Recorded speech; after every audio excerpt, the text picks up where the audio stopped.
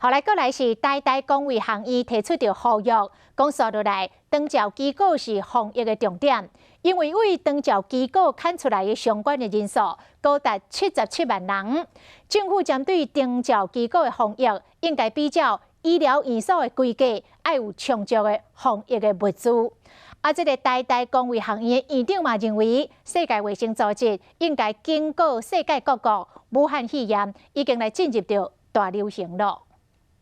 如果这样的标准不符合国际卫生条例发布的标准，我都不晓得还有哪一个疾病是不能够这样发布的。武汉肺炎伫全世界确诊的人数超过10万人，死亡案例嘛超过3600人。以确诊甲死亡数来比较起来，台湾45例有1例死亡，死亡率差不多是2.2%；韩国7300多例50人死亡，死亡率差不多是0.7%；香港2.2%，甲台湾差不多。新加坡无死亡的案例。等政府开始做比较多的这个筛检之后，如果我们知道的确诊个案多，那我们的死亡率可能不低。这个就是我们要去看。台大公卫行业认为讲，说来台湾的进入社区传染期，透过更加快速有效的体检，确诊数可能会升悬。尤其是长照机构是防疫重点。